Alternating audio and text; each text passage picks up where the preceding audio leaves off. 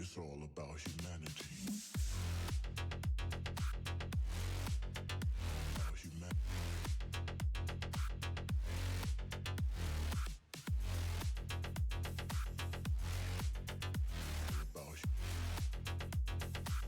It's all about humanity. About humanity.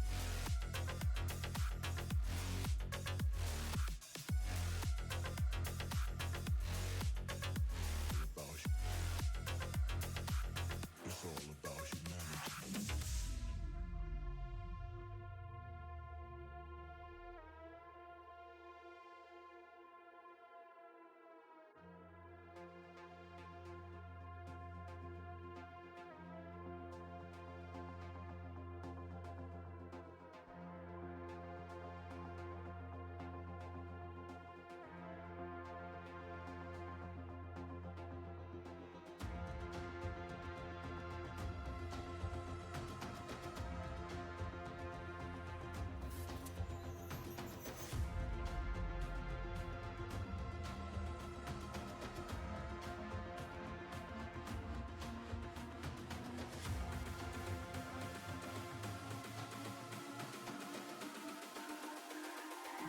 It's all about humanity. About humanity.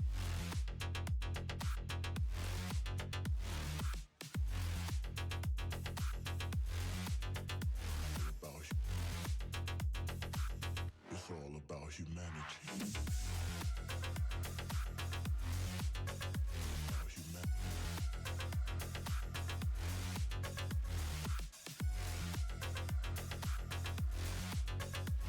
About humanity.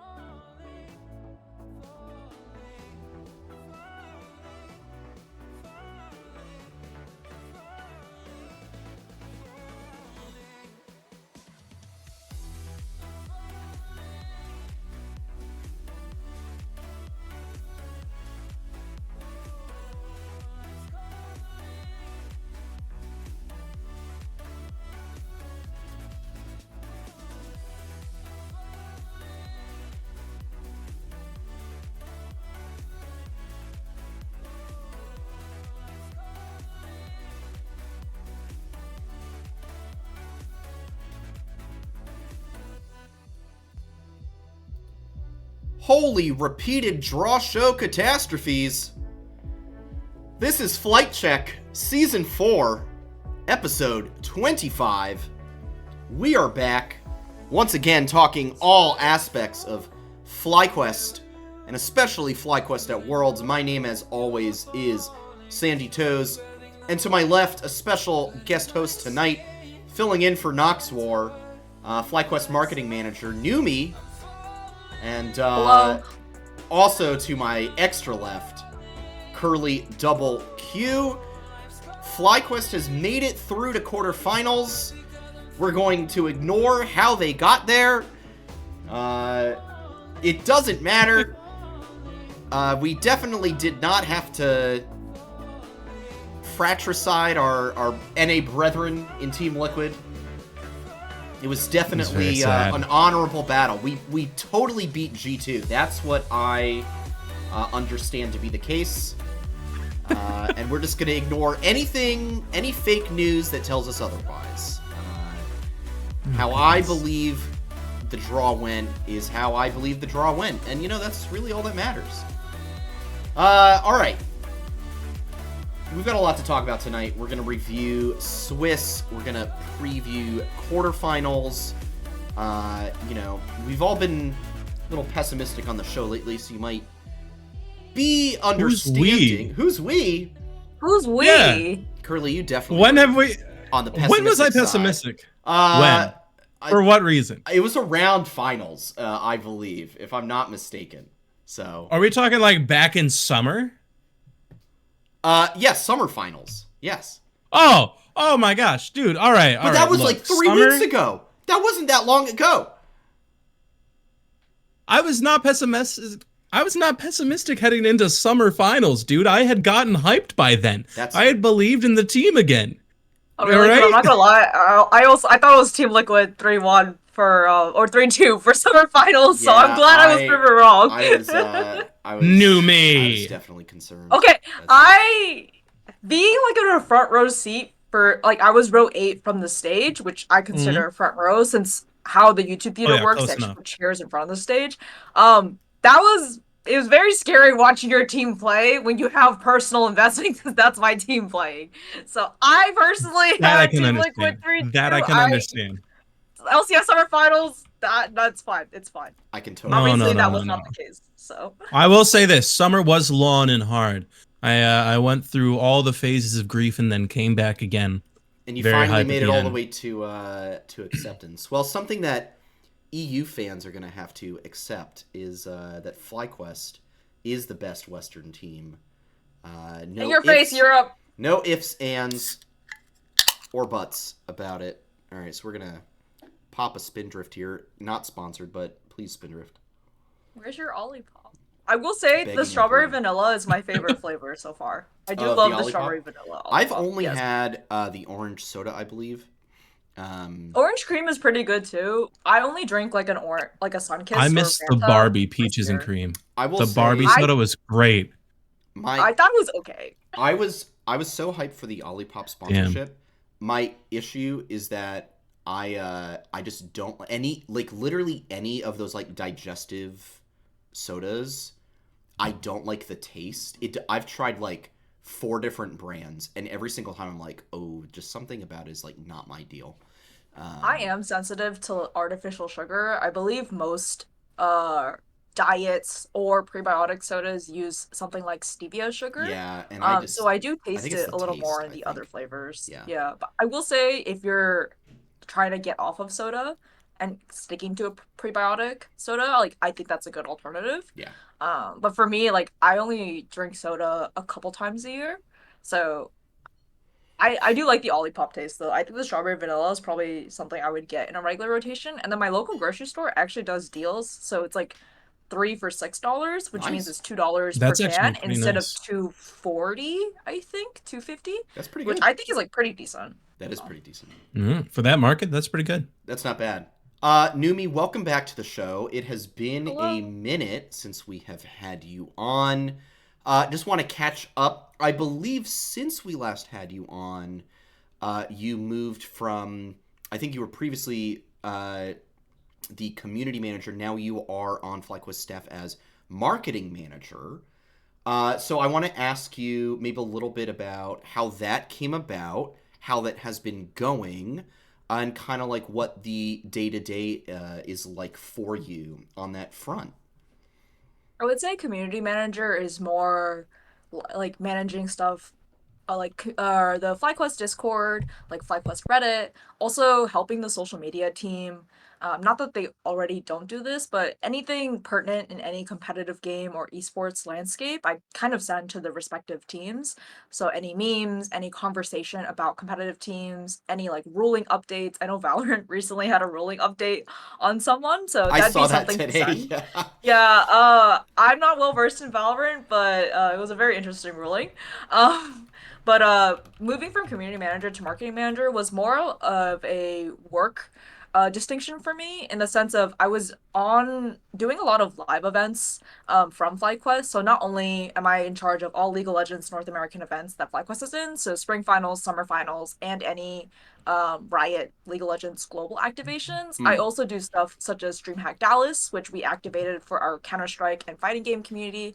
I also activated at Evo Vegas specifically for fighting games. So I kind of wanted to make the distinction for myself that I wasn't just managing or helping manage social media platforms. Disclaimer, I do not make any of the tweets on any brand like FlyQuest brand accounts. I can suggest the tweet or suggest the feeling, but I kind of leave it up to the social media managers to make the copy or to say if it's pertinent or not. So for me, it was a work distinction of, oh, I'm not just managing the FlyQuest Discord and helping with social media channels. I'm also doing a lot of live event activation, which typically means not only like preparing the idea, booking talent, helping to move along timelines. If you make a t-shirt or a keychain or a sticker, there's actually a timeline for that as well, including production and sampling. So kind of making sure that I run the whole live event from A to Z. I was doing that a lot Mm. more. So I wanted to make the distinction like, hey, like I'm not just doing social media stuff anymore. I'm actually running a whole live event, which Okay. Wow. typically I think outside of esports is like a whole team. But a lot of people don't know for live events, it's usually just me running it. Yeah, yeah. So it's a lot of stuff I'm learning, and I actually wanted to distinguish that for myself. So Okay. I pitched Nice. to be a marketing manager, also so I could learn more about marketing campaigns. So not just live events, but like for example, it's Halloween season right now. Disney Plus has a series called Agatha, which is like Agatha about all like a witch. along. Yep. Yes. I have not seen it yet, but I've heard good things. There's a whole marketing campaign behind like that kind of stuff and like how that's marketed in social media, like how it's marketed in ads, like can or like ad revenues, like Instagram stories, stuff like that. So I wanted to Hmm. learn more about that as well. So that's why I kind of uh pitched to FlyQuest if I could like get a title change. Right. I don't consider it a promotion. It's just more like a title change because Okay. I wanted to learn more about marketing. Yeah. Selfishly, I Nice. also wanted to gain more skills and solidify myself in Yeah, case totally. should I choose to leave esports. I did want to gain more skills that are applicable outside the industry. But NUMIII, esports is doing so well financially. Why would you ever need to consider? Counter-Strike looks interesting next year. If you're looking at all the majors they're doing, it looks pretty interesting over there. Yeah. So So you're gonna Uh, be working more with the boys. I have to watch more Counter-Strike to get there. I've been watching a bit more, but I have to watch a little bit more Counter-Strike. that's fair. It is. It's a fascinating game. I've literally never played Counter Strike. Something I will My say. my roommates have like Really? over 1,000 hours. So Oh I mean, I've gosh. played a lot of Valorant, so like obviously I understand the concepts. But the thing to me about Counter Strike and even Valorant, like Valorant is, I would say, slightly more complicated because you've got different agents with different powers and whatnot. But at its core, for me, CS and Val are so much easier to understand, like just from an outsider's point of view. Because League is like you have to know what all these items do, and like I don't play League regularly, and so I see these guys like buying items, and I'm like, I have no idea, what item that is, what it does. They change the item icons so regularly now, it feels like too, that I'm like, I can't keep up with what this is. Like, as long as someone buys a Rabadon's Death Cap, okay, I know what that is. I know what that's gonna do. But beyond It's that, just more magic. yeah, more magic. And any, like, AD items or jungle items, I have, like, an idea. But Val and CS, it's like, okay, that's a pistol. I understand how a pistol works. Okay, that's a rifle. I understand how a rifle works. Oh, he threw something and it made a big smoke. Okay, I understand that. It's like very straightforward and a lot easier to understand. Sandy, can you tell me what Cassante does?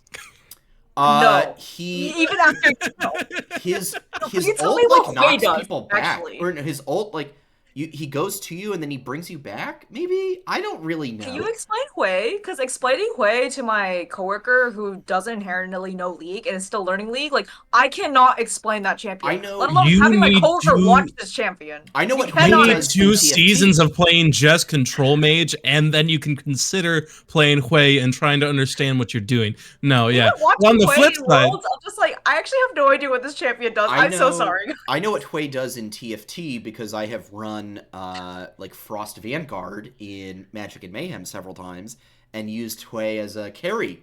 But beyond that, I don't really know what Hui does in League of Legends. I think there's like a thing that he does where it's like there has like the path. I don't know which ability. Is it the W? Dude, it's like it gets a path. Like I'm like, I'm gonna avoid that. That's all I can tell you about. It's impossible. See, now on the flip side though, for like CS:GO and Valorant, everything like it's hard for me to watch because everything just happens. Right. And then same for the playing part. It's like everything just happens. Yes. And you either live or you die, and you gotta reset. And you like depending on how much you spent affects how much you like how well you might do in the next round. And it's like absolutely crazy. And like planning econ and stuff like that is like, huh? And then my favorite thing ever about Valorant is the clip of Cadril watching VCT. Oh, I love that clip. This guy sees yellow. This guy sees blue. There's more lasers all over the map. And then the site's taken. It's That's why just a lot like of people prefer Counter-Strike just because there's no abilities involved, if that makes sense. It's so very... Yeah, but even then... It's so straightforward. I mean, obviously, there's a lot of strategy with, like, rotating and stuff like that.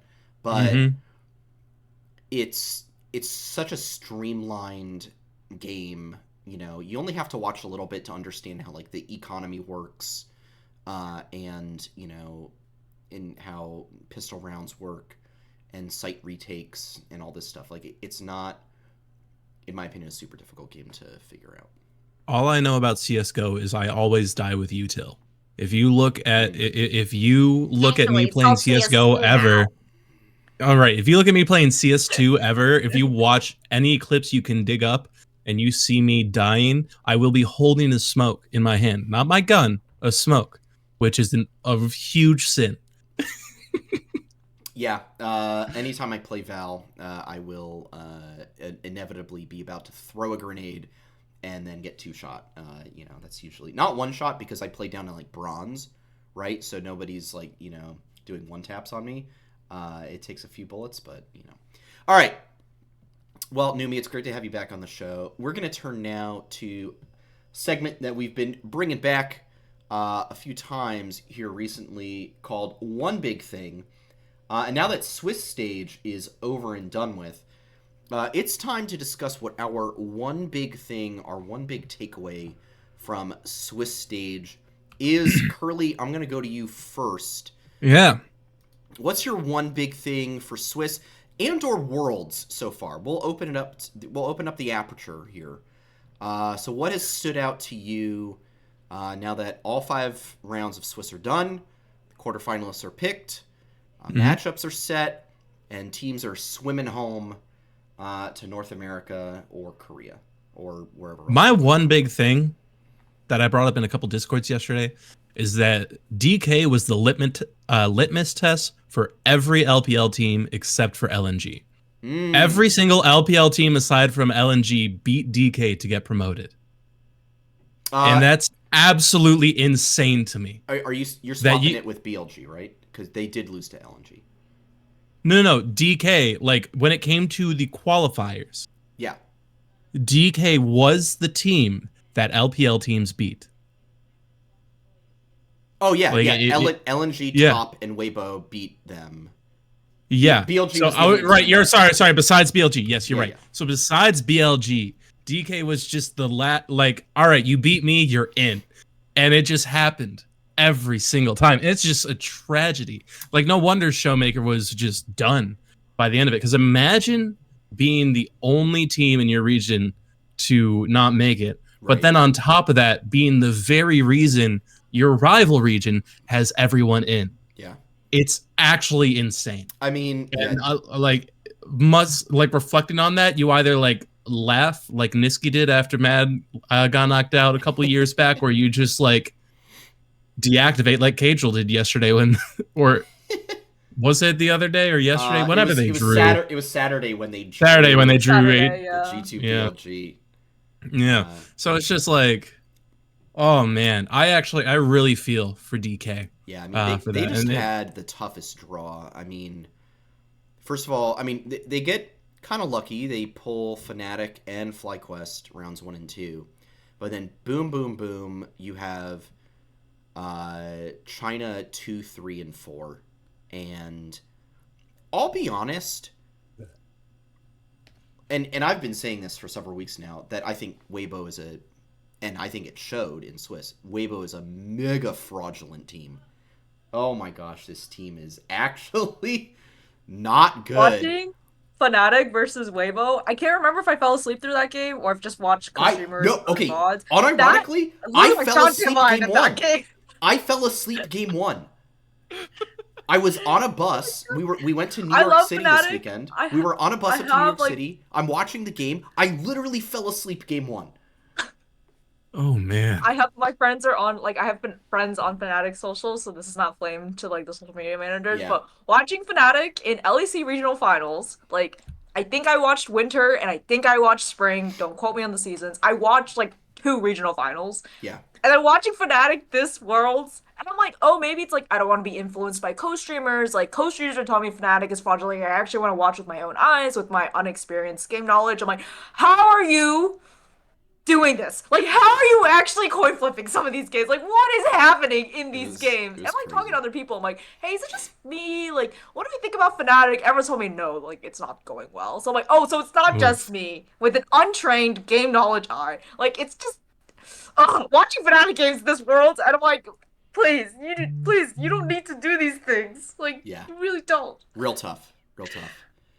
All right, so Curly, yours is DK got shafted by the draw, basically, is what you're saying. Yeah, pretty much. Okay. All right, NUMIII, maybe your first time ever doing a one big thing on Flight Check. So what is it? What's your one big thing from Swiss stage? FlyQuest on top, baby. That's it. I love it. Sorry, that was speak my on Uber it. Eats order. Expand. No. I think it's very cool that a North American team is making quarters. Obviously, NRG did it last year. 2 years in a row. 2 years in a row. We're probably gonna talk about the the draws in the draw show specifically for like the North American team pulling Genji for quarters, but I think it's really fun that a North American team is making quarterfinals. Obviously, like the North American League of Legends landscape is changing. So we don't know what it'll be called next year. But I think it's really cool to see like not just specifically FlyQuest, but just a North American team make it. I do want to honor, and I think a lot of people have done this already, like obviously like Brazilian orgs such as like thinking of Valorant. Pain Gaming, like their ecosystem's gonna change as well with the format. So I think it's really cool, and I think we moved on from this point as an audience that Pain Gaming like made it past play-ins, which is I think the first time in 4 years. Many times. Yeah, like 2016. Something like that. 4 or 7, one of the two. I mean, people had Pain as like their lowest tier on tier lists. Like a lot of people had them. Pain making it out, but like I have to check my pickups again. But I really honor like that kind of stuff. I also may watch more Teton because I was watching him in solo or Champions Queue.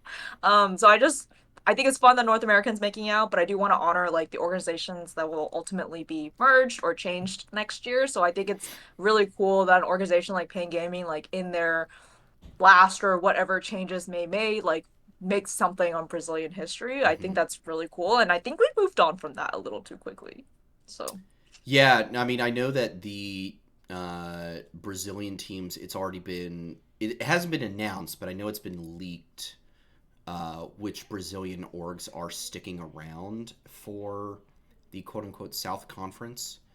I saw that, but I don't trust leaks until I see it confirmed. That is fair. That's just like me. Like, I think it was a fairly, from what I understood, it was a fairly reputable source. The reporter, at least. So, I mean, at the very least, Loud and Pain Gaming are like definitely going to be in there. They're they're such probably the more successful Brazilian orgs of the last few years. Was also on that list. Yeah, but I wouldn't be surprised if Fred Koenig's stay in as well. I think they are too. Yeah, I mean, it was definitely impressive. I think Pain, from my perspective, they kind of got shitty draws as well. Like G2 and T1 in best of ones, that is so unfortunate. Like, at least like a Mad or a Fnatic, even, I'll be honest, even like a Gam, like getting a draw there would have been so interesting to me, in that, like, even like you get Gam or Mad in a best of 3, just based off the way that Mad was playing. Like, it's just unfortunate that they drew TL for the best of 3 elimination match. Like, I think they could have really put up a fight against Mad or Gam. I think it would have been such an interesting best of 3 to watch there. I agree with that. And then, but getting G2 and T1 in your first 2 best of 1s is just so unfortunate. It's really rough. At the same time, it's like kind of the matchups you want to get if you're like in that region. Because if you if you just keep facing your play-in teams, it's like, all right, why did I even show up? You know? I think that's so. Fair. It's like getting that shot against the best, like even in an expected defeat, it's like there's a lot I'm sure you can learn from those games. A scheduled loss, one might say. Yeah, I think like I think the one that's like, because I know that they were very proud to play against T1. And the cool thing for me was that I think Faker even acknowledged it in his stage interview afterwards, was that he knew that it meant a lot to the Brazilian fans for their team to go up against his team, which was really cool of him to acknowledge. I think I just wish that they had maybe had a chance, like at least one of these matchups to go up against another team. All right. My one big thing is actually going to be, oh, do I want to say this? You've already teased it. You got to commit now. It sounds like you know exactly what it's going to be. Okay, my one big thing is that I think there's really only 2 serious contenders now for the finals.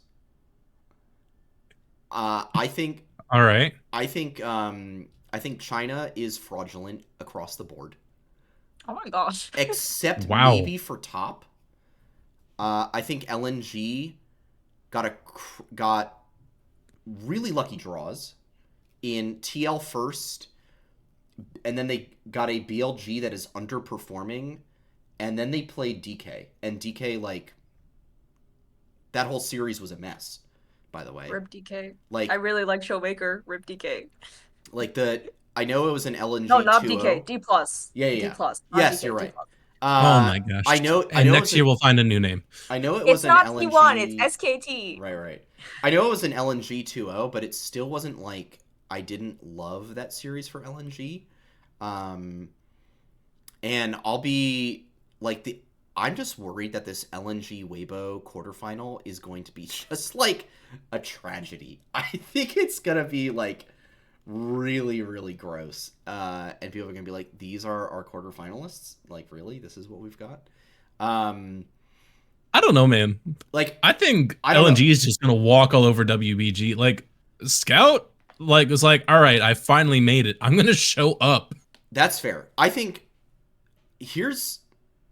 I mean, so like my 2, like, I think basically the winner of if T1 beats top, presuming that Gen G beats Fly, I think the winner of T1 and Gen G will win Worlds. I don't think. Really? Yes. I think that's just my take on the situation. So, yeah. I just... that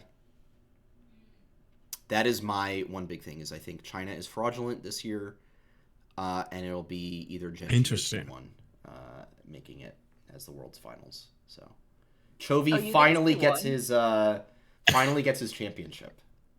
I feel like it's HLE Genji. HLE Genji could also be really good. I can see that would just be like LCK summer finals. I would love that because that was a great summer finals, and they've already played in this tournament. Genji won 2-1, which was a great series, by the way.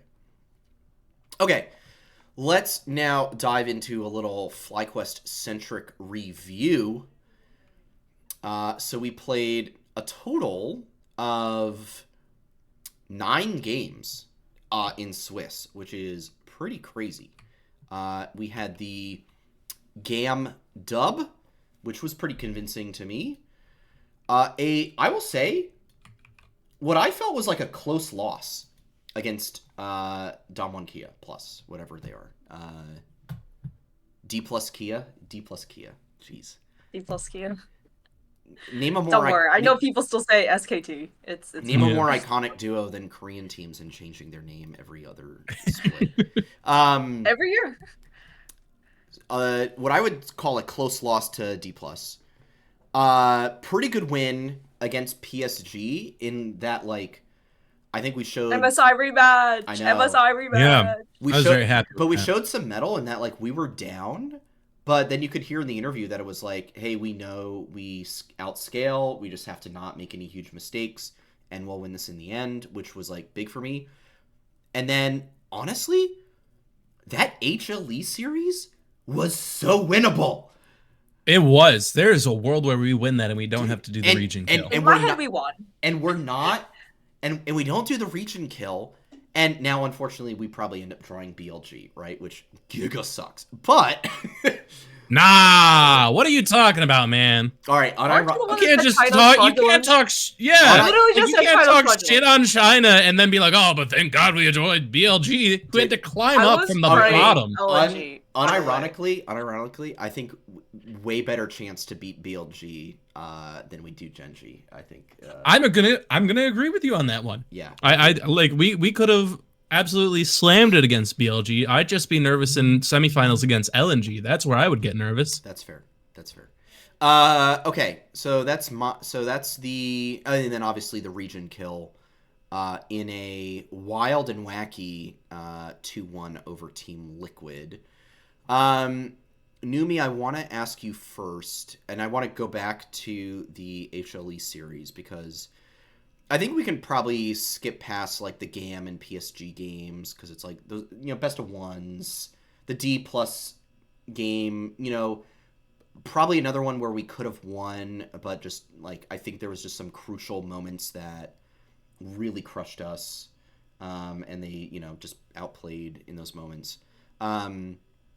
But yeah, just looking at that HLE series, what kind of confidence does that give you going into the Genji matchup on Sunday? Like, this is technically Korea's #1 team. Yep. And aside from one of the most insane Skarner ultis I've ever seen, like one of the most pivotal Skarner moments that I've seen, like, this series could have gone our way. So, like, knowing that, how do you feel like the performance was overall? I'm quite happy, like, watching as a North American fan. I think a lot of people are saying that TL play early and then FlyQuest aim for late, which you've seen. My only, like, worry, if that makes sense, is I think people have commented T1 on this. I don't know so much about Genji, but like the fact that if a North American team or maybe EU, the West makes a mistake against LCK teams like immediately capitalize on that, right? Yeah. Versus in NA, you can kind of get away with something. That's been the story like my entire time watching the league. Literally since season 4-5, Korea capitalizes on your mistakes. Yes. So the only thing I worry is like if FlyQuest is going for an endgame strat, like how long do we hold on before like it's before we get capitalized on, right? That's my concern as like a general NA fan. Mm-hmm. But even for me, like as a FlyQuest fan watching the HLE series, I'm like, there's no way like this is Korea's like #1 seed. Like Like they're very like HLE is very powerful, and then I have a lot of hope after watching that series because I'm like, no, this is winnable. Like this is genuinely winnable, and I'm not saying that just because of the inspired NUMIII pick, which is obviously a pocket pick, but just in general, just the way FlyQuest plays, I've been pretty impressed as a FlyQuest fan and North American fan. Yeah. I think they played map like in a way that I haven't seen in a while from the team, and I think it's just really interesting because again, excluding the pocket picks, they're like I think Quad's doing better this tournament. I think Masu's having an amazing tournament, I think he's by doing the Oh way. yeah. Like some of his spacing on again, this is untrained game eye. I obviously consume a lot of co-streamer and like VOD content, but like I think Masu has had really good spacing this tournament, which I'm very impressed about. And his team fighting is very, very good. It's always been good, but I think it's leveled up in this tournament.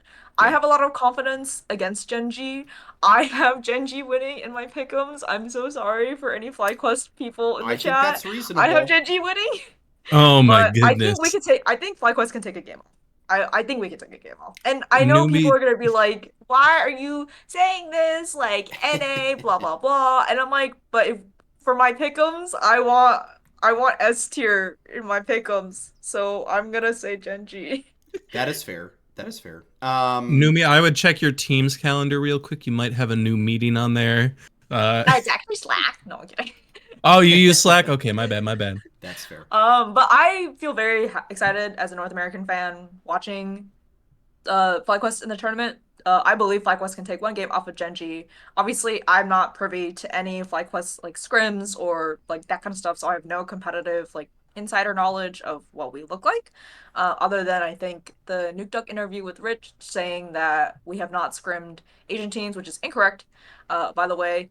But yeah, I think I'm very happy with like North American performance. I think TL like I think Yon, by the way, no one's talking about this. I think Yon has had an exceptional tournament. By the way, Yana is Yon looks so amazing. good. He looks so much better than he did last year. I think he's improved so much as a player, and I like from TL like Yon looks really really good. And I don't know if people are giving him. I think people are giving him props, but obviously since TL is not in quarterfinals, like a lot of people are just like using that to shit on the team. But I think Yon has had an amazing tournament too.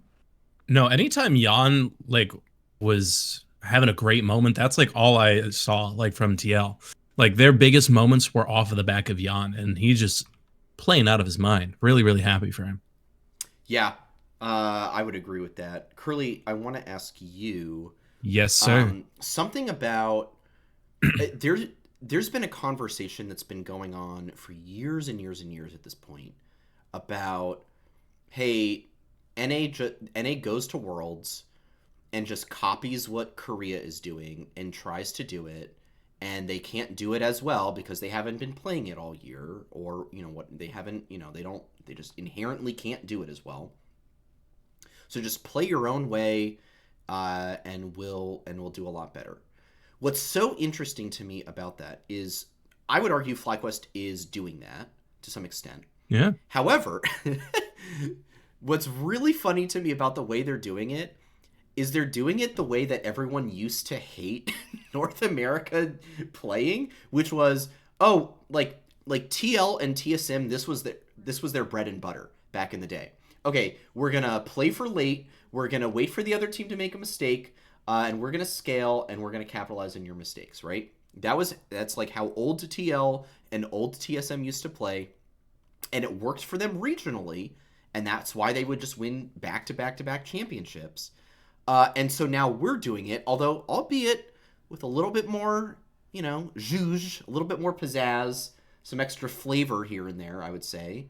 The Ivern, now this Disco Nunu moment, just various things that, are coming out.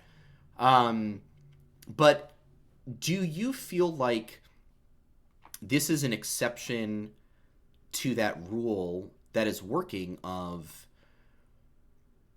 hey, we want you, NA fans are always saying, oh, we want you to play aggressive. We want you to like go and engage and, be hardcore about what you're doing. Yet FlyQuest is seemingly doing a little bit more of the, hey, we're going to step back. We know our strengths. We're going to play to them.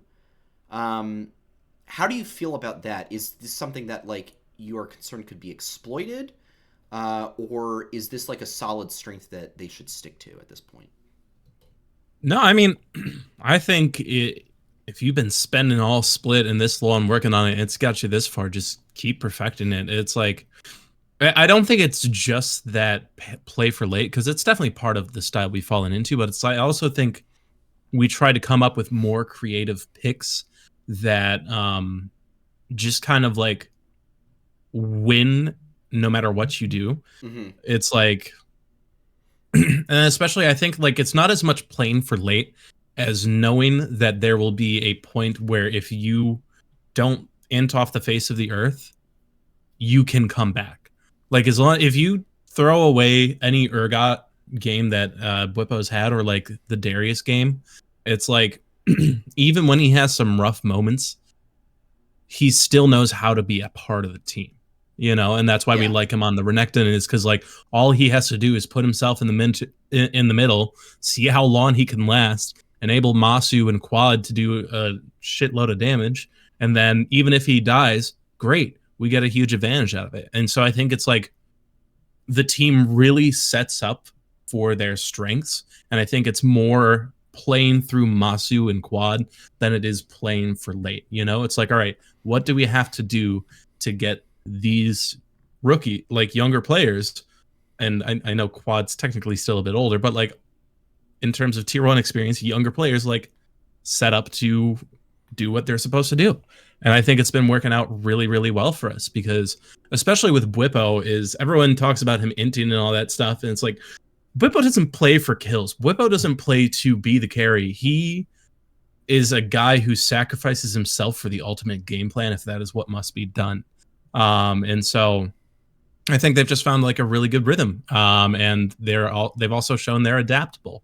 So I don't say that they have just one play style per se, you know? No, I kind of went a bit roundabout there. No, I think that's totally fair. NUMIII, do you feel like, I mean, how do you feel about this conversation? Because, I mean, I know for a long time I would just hear people talk about, oh, don't copy Korea, play your own way. So now we are, and it's working, seemingly. So, is this something that we should stick with at this point? Or now that we've shown a lot of our hand, frankly, like we've shown a lot. We've played 9 stage games. So Genji banned NUMIII. They don't know how to play against NUMIII. Is that right?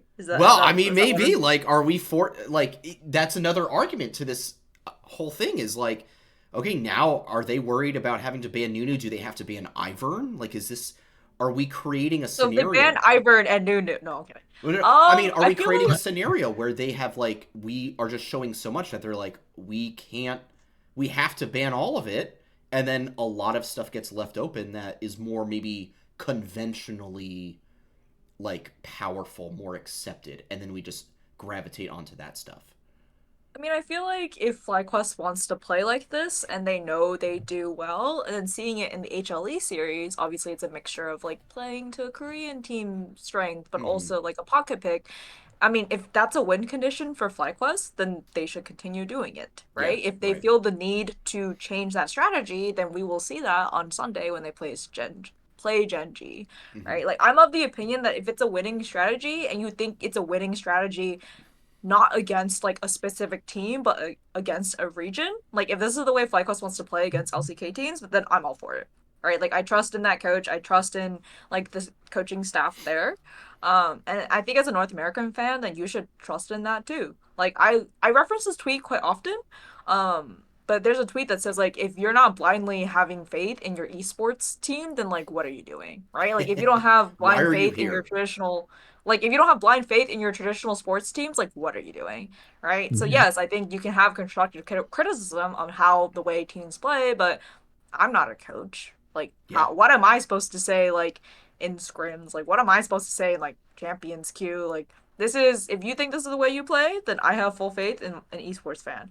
Will I be saying the same against Gen G at 5 in the morning Pacific Standard Time? I don't know. I might be pretty delirious at 5 in the morning. Right. But I do have faith in this team as a North American fan and working at FlyQuest, obviously. And they're gonna play like this. I'm gonna support it. Now, if Inspire wants to bring out Fiddlesticks, that'd be hype as shit. I'm not gonna lie. But I don't know if we get that. So he for does now, have a great just Crow Storm. put him on Ivern duty. Like, just put him on Ivern duty. I just hope And that to be fair, I think Gen G do ban Ivern against us. I was gonna say, I'm hoping that they actually don't, and then they just like we play it and they just have absolutely no idea what to do. It's just like it's so mind-boggling to them that it just like blows them out. Then I think if they do that for game 1 and we win, then they ban it and things go poorly after that. But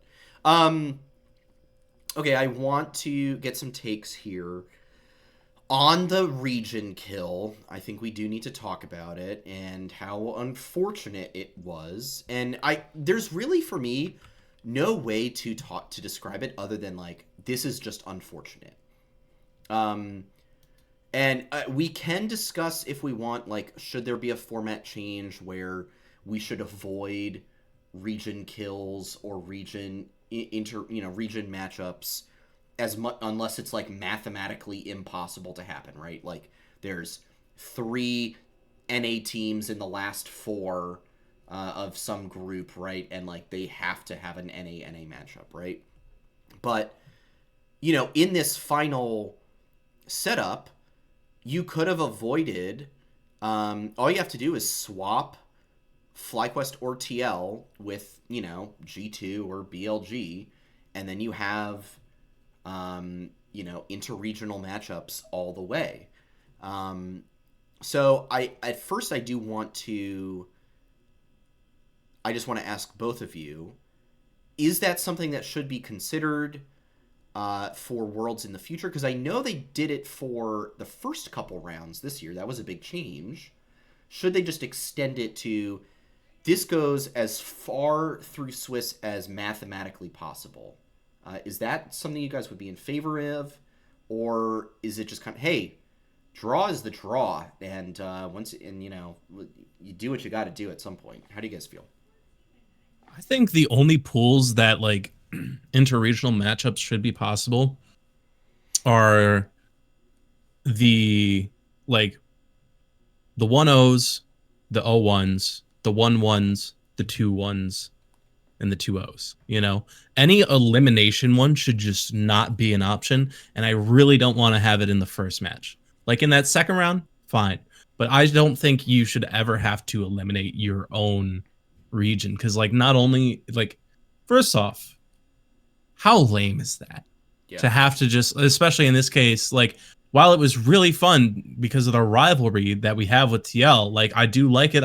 We literally ended even on record. Right. This is like, I want to say the biggest rivalry that I've followed since I've been a fan in North America, where it's like we were at every possible step. We were at both finals, and we were at like the last chance to get to quarters. Like we have faced each other so much this season, and like I feel like we kind of motivated each other.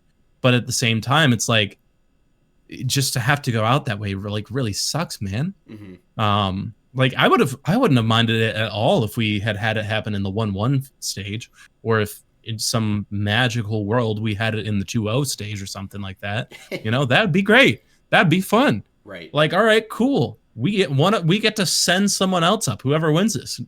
But yeah, I don't know. I just don't think it should be an elimination thing, because it also makes it less sad. Like, we also now missed out on an opportunity to face an LPL team or EU. We didn't get a single NA versus EU, bro. I know, and I think I love shitting on EU. And that's the biggest bummer to me. And NUMIII, I'll ask you next in a second, but that's the biggest bummer to me, is that you don't get, any NA versus EU matchups, right? If you had done this thing where you extend, there's no way that if you can avoid it, the same region plays against each other, then you guarantee, an NA versus EU matchup. Well, I don't know about guarantee, because maybe the draw goes a different way, right? It ends up being like DK versus Team Liquid, and then FlyQuest versus Weibo and G2 versus BLG, right? So you still don't get an NA versus EU matchup, right? It could go that way.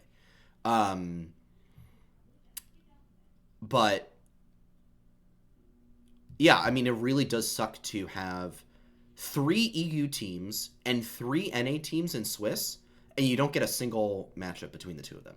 Or between the 6 of them, right? There's 2 NA teams in Swiss. Thank you! Good point. But still... I'm sorry, 100 Thieves! Oh, 100 Thieves.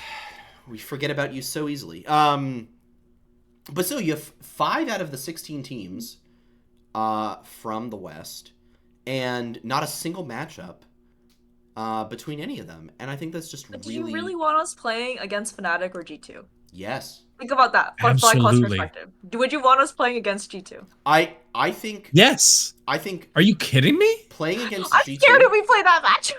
No, dude. Why are you scared of G2, I'm man? scared of that matchup. I would love to see TL versus Fnatic. I actually do want to see TL versus Fnatic. I think that'd be fun. Or like FlyQuest versus like Fnatic. I think that'd be fun too. And also the storyline because Flippo. But now that I also wanted for that matchup. I also wanted NA versus EU just because of the rivalry, but that draw's the draw, you know? And I know people would be what about the Riot Balls? I have to reshuffle everything. Like, I prefer this format in comparison to last year, because from what I remember last year, there were more best of ones, and I did not like that. I think it's the same amount, but I think what happened... I think last year...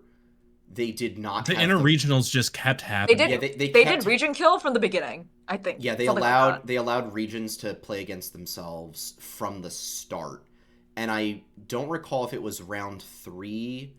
I think it was starting with qualifiers and eliminations is when they finally allowed. I think it was like the first 2 rounds you could not play against a team from your own region. I'd be interested from like a. I don't speak for Riot, right? But I wonder if they make these changes. I assume they make these changes for viewership as like one goal. Yeah. But I'm always curious, like, does an elimination match between your own region, like, so this specific case in the elimination match, you could like draw your own region. Like, does that actually help viewership? I'm actually like kind of curious from that front, because I could see Riot being like, oh, you know, like we can do region kills here or like here or here. But like I think at the end of the day, like it just like happened to be that way for this format. I feel like every year people complain about the format, so it's like at least from what I've been watching for 2022 until now, there's like always something. I mean, we've been complaining. People were complaining about the format when it was 4 groups of 4, and double round robin into single elim, best of 5s, right? Now at least it's like slightly better. And they're making steps each year. Like, I think next year is going to be even better than this. I'm certainly hopeful. I know people were excited about these changes this year. Yes. I remember from when they announced the Worlds, like 2024 World at like the end of last year or like whatever the announcement was. I know people were excited about these changes. I will give that to Riot. That's fair. I think what you said about, does it help or hurt viewership? I think to me that doesn't matter as much as it does like just create this aura of like, wow, what a bummer. Because like the moment that it became clear that it was going to be G2 BLG and TL FlyQuest, like everything on Twitter was just like, this sucks. Oh, this is awful. Wow, I hate this so much. Like, I can't believe this was the draw. And that was just the prevailing attitude, like across the board. And I don't think it would like do enough to like change viewership by any like measurable amount, but it does create this thing of like, well, it kind of feels a little fraudulent, or it doesn't feel great because now, oh yeah, NA got to quarters, but they had to beat their own, brothers to do so, so was it really, and if we had had the right draw, well, maybe it would have gone a different way and blah, blah, blah, blah, Do you think people would be saying that if it was Fnatic versus G2? I think they would. I think they would have the same. Okay. I think they would have the same attitude. Because here's what I think. I think the EU people would definitely be saying, "Wow, this sucks." Okay. I think they definitely would be saying, "We want both teams to have their chance to go through." I don't know. I don't think I disagree. You don't think so? I think G2 and Fnatic fans hate each other so much that they would gladly knock the other one out. They don't care. Like, there's going to be a few that feel the way that you're thinking they do. Maybe. But, like, dude, G2 Fnatic is oil and water. They will take any chance to shit on the other one. That is fair. That's just how I see it. That is fair. Okay. So, one last thing about the Swiss stage before we look ahead to quarterfinals. One last discussion. A lot of talk. A lot of people chattering about FlyQuest's path through the Swiss stage and the teams that they beat or had to face in order to get to quarters versus the competition some other teams had to face. NUMIII, I know you feel strongly about this one, so I'm actually going to ask you first. Are these accusations valid? Is FlyQuest's path to quarters valid or fraudulent? And, should they have had to beat a real team? They had to beat GAM. Are you guys just not? Are we just not happy that the North American team made it out? Like, let me just not the room specifically, but like. Right. No, Are you just not happy about FlyQuest specifically? Like, is FlyQuest just not a team that people want to root for? Like, part of my job as a marketing manager is to help, create fandom, right? Like, to help people like this organization, which is obviously not my job specifically. It's the cultivation of the organizations. So right. Do people just not want FlyQuest in? Is that why there's fraudulent rumors? Is that the case? Yes, maybe FlyQuest has an easier draw than TL, for instance, right? Maybe we can say it like that. But at the end of the day, one fucking North American team made it out. Okay, last year it was NRG, and this year it's FlyQuest. So it's do you guys just, as in the overall community, yeah. Do you guys just do you guys not like fun? Do you just not enjoy watching League of Legends? I know you're upset because G2 didn't make it. I'm upset because G2 didn't make it. Right. I like watching G2, okay? But, do you just, not want FlyQuest? If it was TL, would you say the same thing about TL? People would have been oh, TL had a hard, but they deserved it. Is it just FlyQuest? You just hate FlyQuest? Is that it? Well, I mean... That's the question I ask myself when I look at Reddit. The crazy thing about the TL thing is that, let's look at the teams that they beat. They beat Pain and GAM. Right? How do you feel about the TL Weibo game? Was it Weibo? They lost to LNG and Weibo in best of ones. Okay. I'll be honest, I watched so much League of Legends over the last 5 days. It's hard for me. It's a blur. It's a blur, man. I waking up at 5 in the morning, and then even for this, getting to quarters, I fell asleep through half those games. I'm not gonna lie, it was I would. Especially for what was it Thursday and Friday, I was at the first 2 rounds were 2 weeks ago at this point, right? Yeah, they were a while ago, yeah. And then on both rounds 1 and 2, and then the Thursday and Friday of this past week, I was at work, and then I would get out of work at 4 o'clock.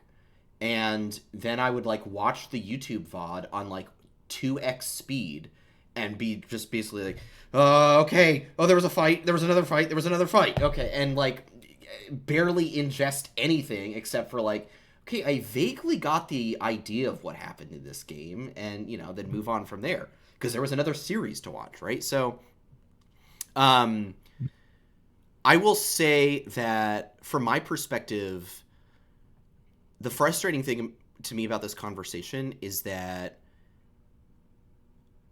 people complain about, oh, the draw.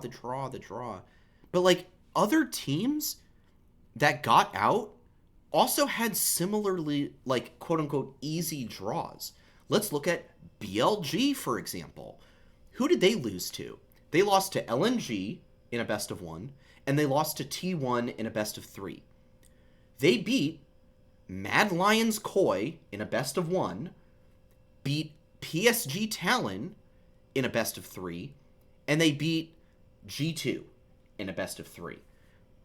Those wins, not a lot of heavy hitters besides G2, right? There's no... First of all, the only Korean team they played is technically Korea's number 4 seed, so not even one of the top 3 Korean teams. technically. Not even, like, your Korean finalists. Not a Gen G, not an HLE.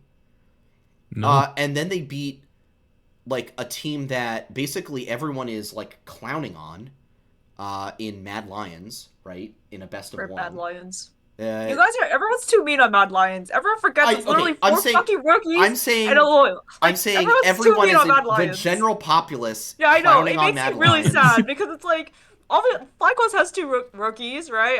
Let's be fair to Mad Lions. They actually made it out of plans this year. They made it. Yeah, out of like plans. Don't be mean on Mad Lions, guys. Like it's 4 rookies. Like what did you actually expect? Yeah. Like, well, I mean. I have my own reasons for wanting to shit on Mad Lions that have nothing. Okay, well. Players. All right.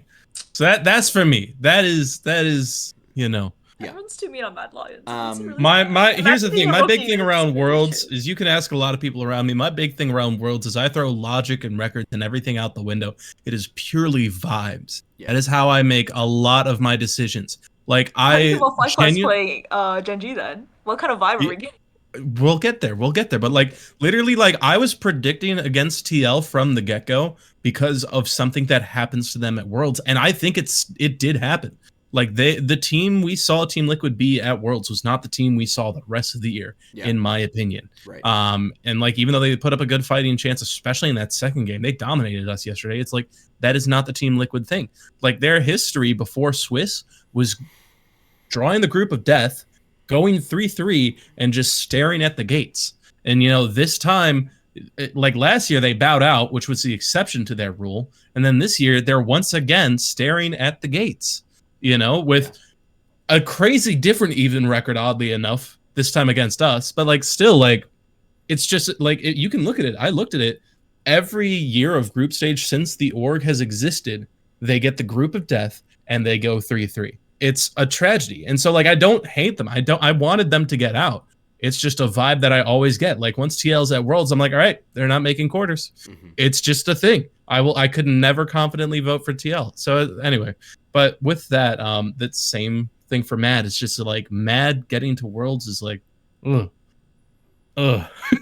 It's rough. Do you think the FlyQuest like path to quarters is fraudulent? So yeah, now onto the path though, is like my only issue with the path is I personally just would have liked more diversity. I still think we earned it because once we faced DK and like HLE, we still looked really good against them, Like there's a world where we beat HLE. There's a world where we could have beat DK because DK threw against us, Yeah. It's just so it's just so it's sure we had some easy things in having to recover against GAM, which again, we looked better against GAM than TL did. And I don't want to shit on TL. I'm just saying, between the two North American teams, we really did show up. I want TL to have shown up a little bit more. I don't, and I am sad that we had to kill them. But I'm very confident in Fly, and I think the only thing I would have preferred is to have gotten one LPL team just for diversity's sake, or to have shit on G2 or Fnatic because it's EU. That is the only thing I would change. I'm still happy with the path we got here. I think we still filtered out properly. I think we are, like, the other thing about it is no matter the path, I think the filtering of Swiss actually works out really, really well. Because if you look at the orders of the teams, it's like, that makes sense. Like, yeah, FlyQuest is maybe on the same level as like BLG and Weibo, considering how everything went, and are above DK and TL. I personally think they're above G2. Other people won't. It's like everything like in the order makes sense. Yeah, I mean, like, look, your bottom two teams were Mad Lions, Koi, and Pain Gaming, and then after that you had Fnatic, GAM, and PSG.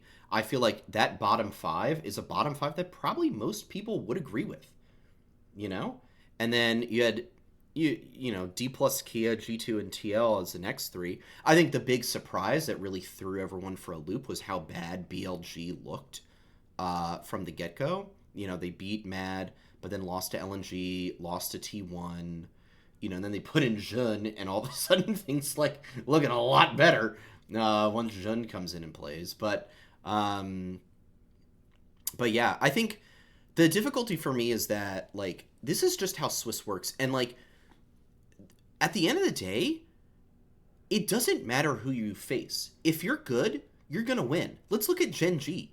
They played Weibo, Top, and HLE. And they went 4-1, right? And they made it out. LNG played Team Liquid, BLG, and D plus Kia.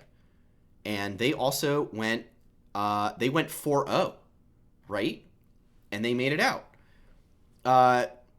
Let's talk about HLE's path. If you want a quote-unquote fraudulent path, they beat PSG in a best of 1. They beat G2 in a best of 1, lose to Gen G in a close best of 3, and then beat FlyQuest in a close best of 3. You want fraudulent paths? There's one for you. You didn't play a single LPL team, right? And you lost to, and you barely beat the LCS #1 team, right? You're supposedly the top Korean team, and you only beat FlyQuest because of the perfect Skarner ulti at the perfect time. Probably would have lost that game based on the way things were going and the way momentum was happening. That's a fraudulent path to me. And then you've got a team down there then you've got a team Weibo, where they lost to Gen G and G2, but they beat Liquid, Fnatic, and D plus Kia to make it out. At some point, you have to stop saying, "Oh, the path is fraudulent," because all these teams, they're playing the same teams. You're all playing the same groups of teams. You're all playing on average a North American team, an EU team, a Korean team, and a Chinese team. You're not just the odds of you drawing 4 Chinese teams in a row, and if you beat them, then we'll truly consider your path valid. Oh, what are people expecting? Right, FlyQuest, it's only valid for you to get out if you beat T1, Weibo, Gen G, and HLE. You have to beat all. Also, FlyQuest is also playing Gen G in quarters. We would have faced, I don't know the math behind it. It would have happened eventually. Right. To play against a good LPL, LCK, good subjective. You beat D plus Kia. You beat D plus Kia in that round 2 match, and you're going up against. You're probably going up against LNG, actually, right? Technically, if the way the. It also just this is just my bias, my personal bias. It just feels disrespectful to FlyQuest, especially for what fans are seeing from the HLE series, and how FlyQuest is playing. Obviously, the question of can you beat Korea at their own game? I'm gonna set aside for this conversation, but it just feels a little disrespectful in the sense of obviously FlyQuest have a sense of what they're doing. They know how to play to their strengths and weaknesses. I think Whippo has improved a lot this tournament as well. I don't think people are talking about that too. And it's just feels disrespectful because you're fuck your fraudulent fraud. You guys are frauds. You guys should have won LCS anyways. Okay, how many times does FlyQuest have to prove themselves in League of Legends in order for you guys to respect the org? And I think in this tournament, a lot of co-streamers, from what I've seen, are actually respecting FlyQuest a little more than I thought. But it's just everyone's just fuck your Winion, fuck your fraud, fuck your draw. I'm okay, but what would you have wanted for FlyQuest to be proven worthy? We were already doubted coming into this tournament regardless, okay? So what do you expect out of FlyQuest League of Legends? If you want 4 LPL teams, I don't know what would have happened, would that satisfy you? Then just be oh, the draw was so hard for FlyQuest.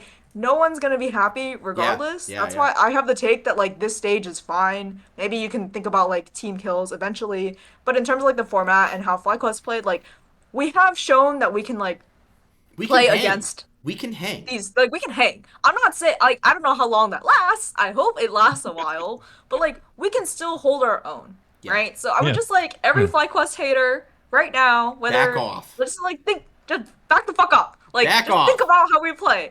Also, we're entertaining, okay? We play NUMIII. Who else is pulling out the NUMIII? Who else is pulling out the iPhone right now?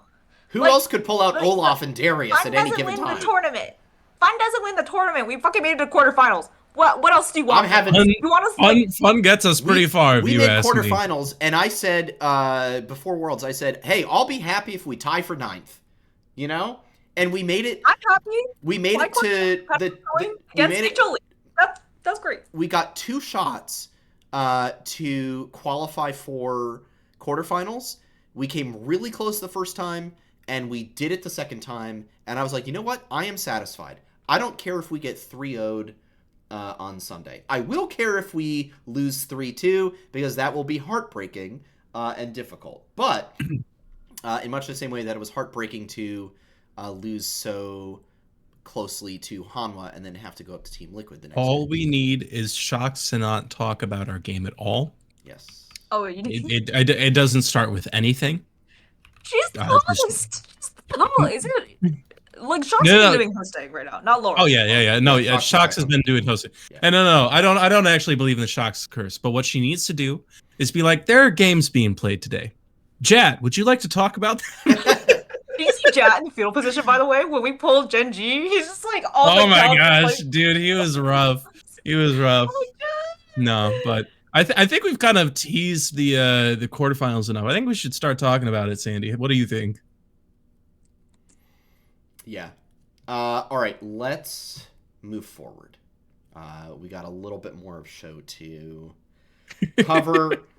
Quarterfinals, Thursday, Friday, Saturday, Sunday.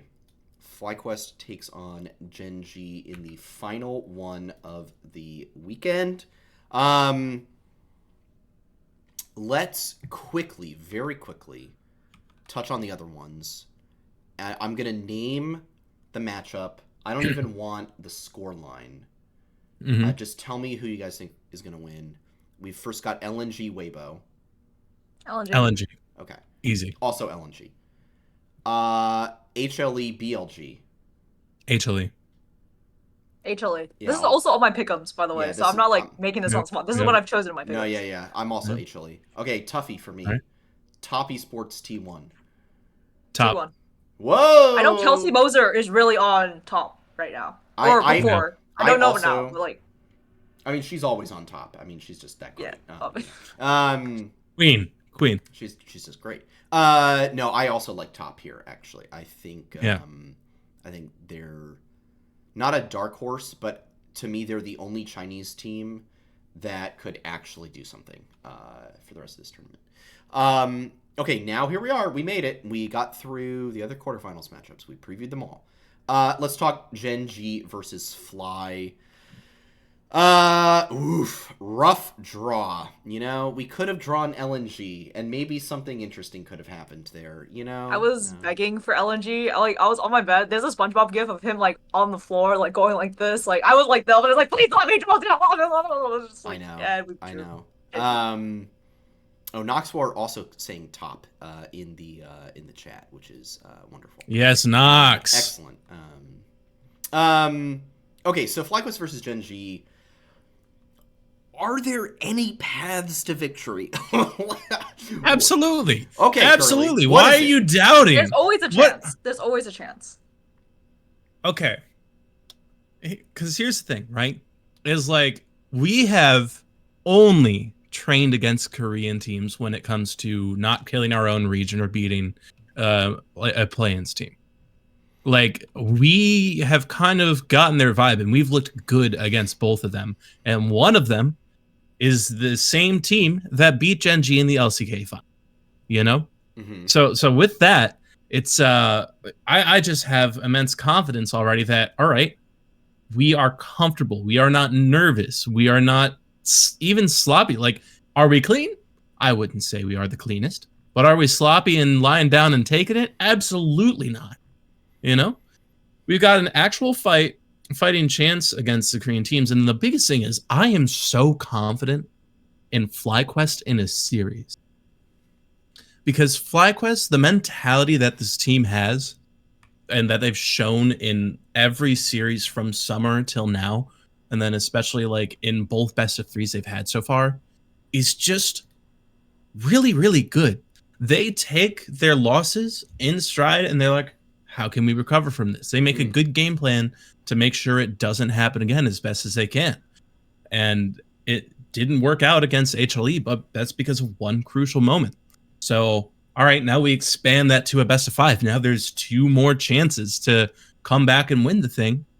I think we can win it. I'm very confident in this team. Like, sure, Gen G is like always one of the big scaries at Worlds. Like it's just the team that everyone's like, oh my gosh, Gen G, the team that keeps winning Korea and never makes it to Worlds finals. Like that's the other thing. When's the last time Gen G has been in a Worlds finals? Like I don't even know what their record. What were they at last year? What did they make it to semis? Ooh, Let's find out here real quick. Look. Hang on. Last year's they didn't even make it to semis. They lost to BLG. And then let's check 2022 real quick. Where did they get eliminated? All right, they did get eliminated in semis against DRX. In so Worlds, that, in that Worlds one, 21, they lost. Oh to yeah, that's right. In Worlds 21, they lost to eventual world champions Edward Gaming. 3-2. Yes. So in most of their recent history, they lose. Number one, they've lost to the world's champions twice because they lost to EGG and then they lost to DRX. Last year, BLG faced them a bit too soon, so they weren't able to capture that aura. So if we beat them, I'm going to have to hope that we somehow capture that aura. But I'm very confident in this team. I think Gen G, while they're always like a very respectable team, they don't perform as well as everyone thinks they're going to. And I think FlyQuest is continuously overperforming people's expectations, even if the record hasn't perfectly reflected it. Okay. And again, I just really am confident in how this team approaches the series. Totally fair. Totally fair. All right, NUMIII, how are you feeling about this match? My pick is Gen G. I'm sorry. But, big but, I think FlyQuest has leveled up a lot in this tournament, and I think there are some players that have improved way so much like throughout this series, and I am confident in this team. Especially when Curly was talking about mental. If you guys remember at the end of game 4 for LCS Summer Finals, no player was thinking about that we won except Quad. I think every player was thinking about like, what do we do next? We just lost this series. So obviously that game 5 did not happen in LCS Summer Finals, but the players were already thinking about how to recover to the next game, right? So I have a lot of confidence in FlyQuest's mental, and in that, like, FlyQuest wants to play at their own game, or at least try to hit a point where they can play their own game. So I am confident in the team in that it will be a performance or showing to where, like, they are acceptable or happy with. I do have pickups in Gen G because I want my emotes and my capsule. Sorry, Riot. But you can say goodbye to those 15 points. I'm actually right now in my pick'ems. I'm considered S tier right now, which I'm very happy because I don't think I've ever gone this far in when I've been doing like Riot pick'ems. But I am confident in FlyQuest in that they'll show a performance that they feel happy with and satisfied with, and especially for what we saw against DK, D+, and HLE, I hopefully can expect a similar caliber performance from Gen G. Gen G is probably banning Ivern and Nunu against us, to which I will be very happy about anyways. So I have Gen G, sorry, but I believe in the team. So let's see what happens on Sunday. Maybe I'll eat my words on Sunday. Maybe I'll just rage at 5 in the morning. Who knows? I'll be delirious by then. I mean, they might want to ban Skarner while they're at it too. So if we see Ivern, Nunu, Skarner, I'm just gonna clip this and be like, oh my gosh, we predicted it. So yeah. Yeah, I think my concern is that it's just gonna be a straight 3-0 smash. It's gonna be embarrassing. Sandy, when will you ever? Where is your complete blind faith in your esports team, except for when I pick them all my pick'ems? Look, I am currently and have been for over 2 decades now a New England Patriots fan. I have had the blindest faith. But are you a Bears fan? I'm sorry, Cubby. But are you a Bears fan? Sorry, I had to. Well, I mean, he's doing way better than I am, and you know they started their rookie quarterback, and he's popping off. We finally gave Drake May a chance, and you know the O-line is gonna let him die an early death. I watched the Bengals win last weekend, and that's all I can tell you about football. That's all I can tell you about NFL. No, look, I mean, I have faith that I'm worried that it'll be a 3-0. I do think a 3-1 is very possible. All I really want, and it's less about like, oh, will FlyQuest win or will they lose? I just want to see the same team show up that showed up against HLE. That's all I want. I want the same team to show up that showed up against HLE, and I want them to put up a fight, and I want them to just make it freaking interesting. Just make it interesting, please. Like, don't roll over. Well, they will. Just make it an interesting match. Make it compelling League of Legends content, and I will be very satisfied. I am more than satisfied with how things have gone already. I really, like, everything is just gravy at this point. The fact that we have FlyQuest in the quarterfinals, this time last year, we were still mourning the Vikla Prince team. And we were like, oh my god, are we ever going to get anywhere? And now here we are with, like, we've got, like, a practically rookie bot lane, right? Busio's still a very young player. We've pretty much got a rookie mid laner. He yes, he played in Korea, but he did not have a lot of experience, and his experience was pretty negative over there. And now he's finally showing what he can do. And, I'm very hopeful that this team sticks around, or at least, like, the major core of this team sticks around into next year, and we can build on, what we've started here. But it has to be, just make it compelling. Make it an interesting time, and just win one game. Just win one game. That's all I'm looking for here. I think Gen G is just so good. And they dominated Korea all summer. HLE just had their number, on that finals day. But Gen G just did take down HLE 2-1, right? And then HLE didn't look so hot, or at least we looked really good playing against HLE. Yeah, I just think Gen G is the team to beat right now. And yeah, I wish I picked HLE in my crystal ball to go all the way and win it. And now I'm kind of wishing I just picked Gen G. But Gen G just felt like the obvious, like, oh, of course it'll be Gen G. So I got to pick something spicy. It's never going to be Gen G. Like Han will It's never going to be Gen G. Okay, look, I firmly believe that Gen G will make semis. I agree. But I really do think that top or T1 could take them down. Look, the other thing, right, is the other vibes part that I'm getting, right, is there is a destined matchup between 369 and Bwipo. It's going to happen. There's too much that is built up to it.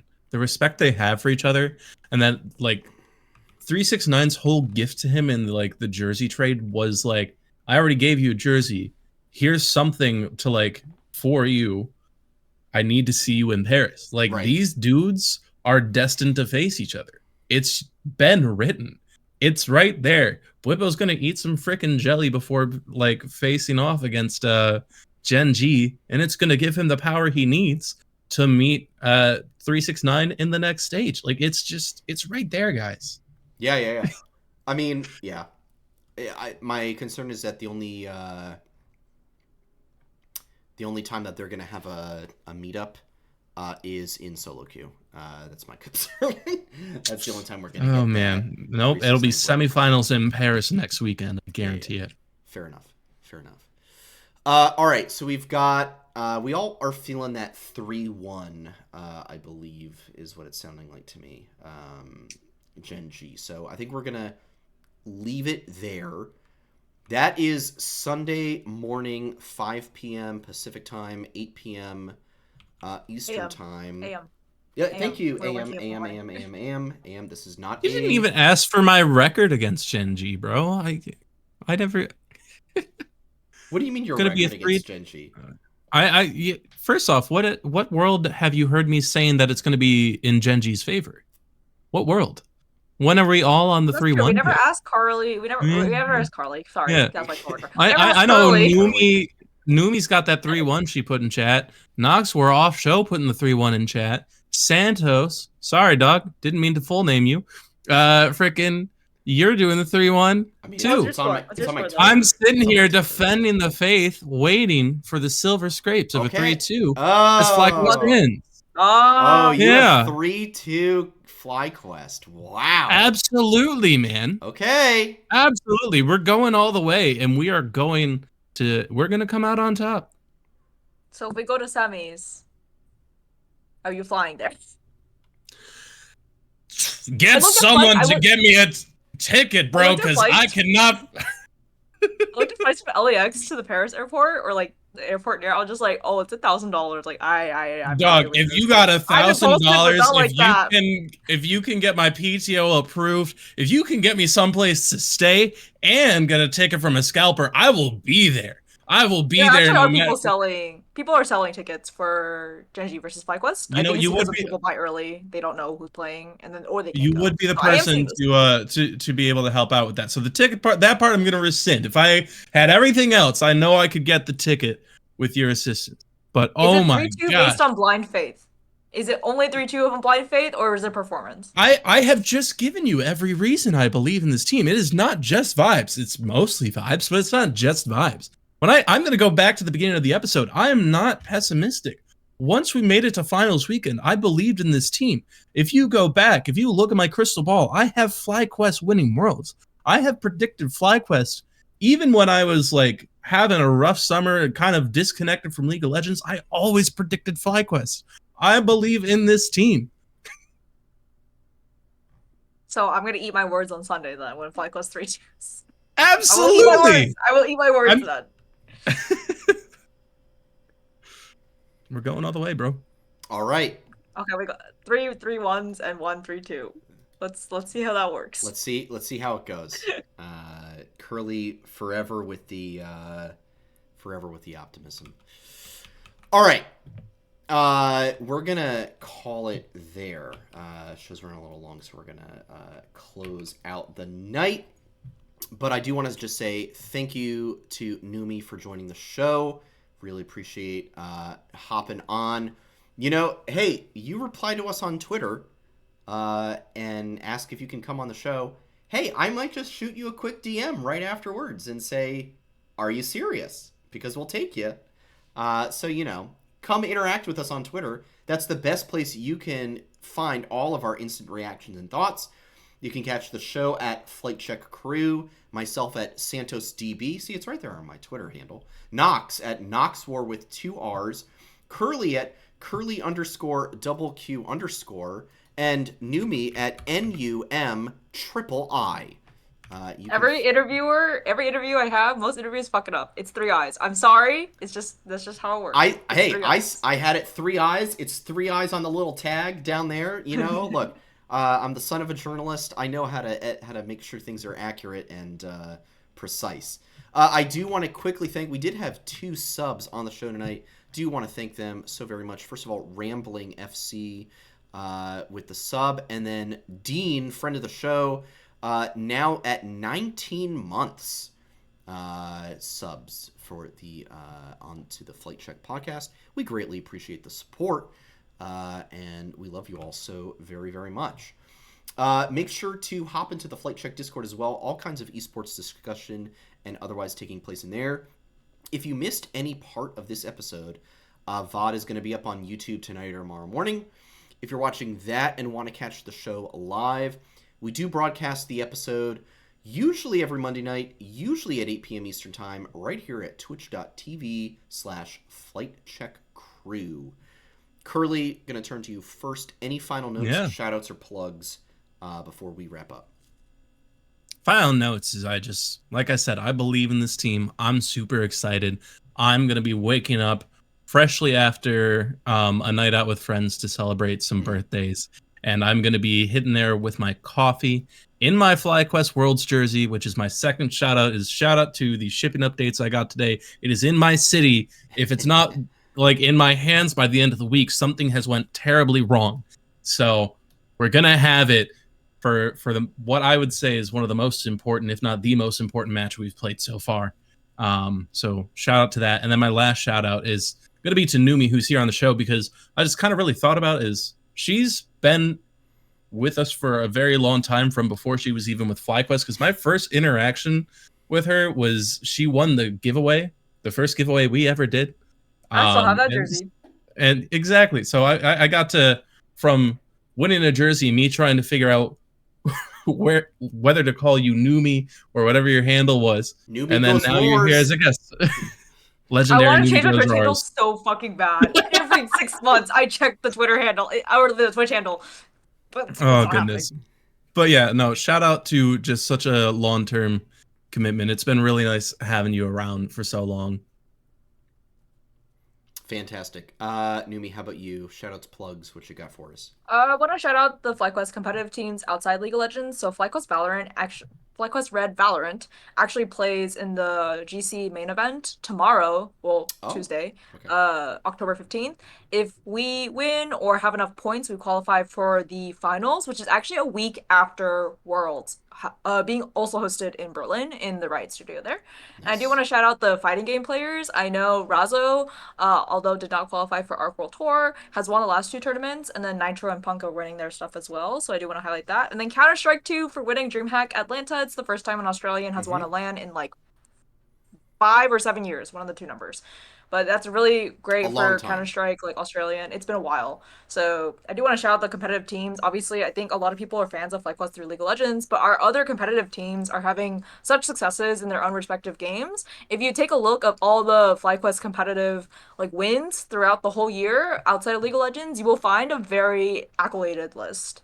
So I do want to shout out, if you're a FlyQuest fan, there's also other competitive game divisions happening usually all year round, and they're not no joke. Like, these people are top 1 to 5 of their caliber, so they're fucking good. And I do shout out my competitive players outside of League of Legends as well. 100%. And yeah, looking forward to, once Worlds is done and dusted, we will absolutely be diving more into. We're watching Valorant. I'm so excited to watch Valorant. Straight like, into it's gonna be fun against Shopify Rebellion. Straight into Val.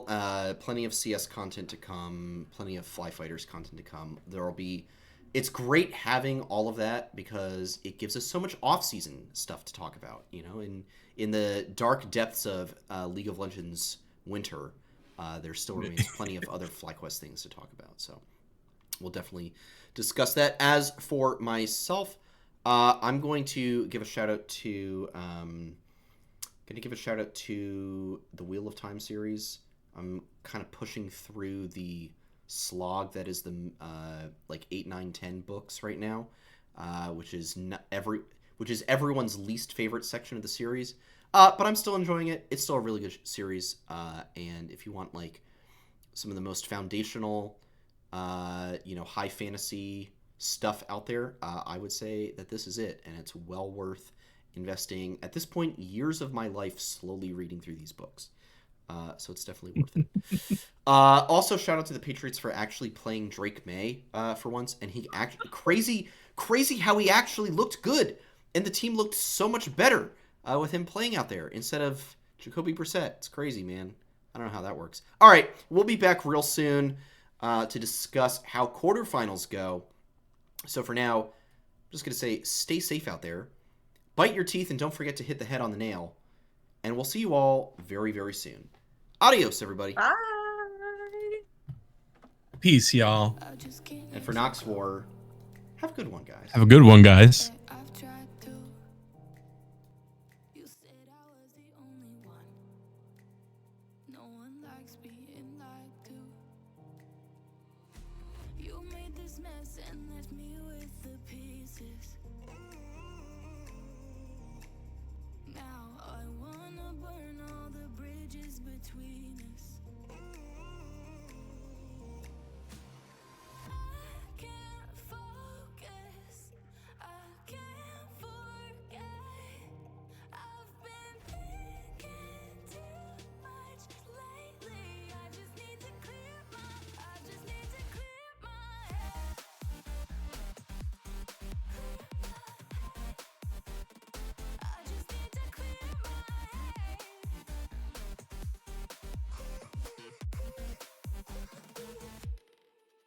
I've been stuck on your memory, but it's not like I need it. And we may have some history, but we don't have to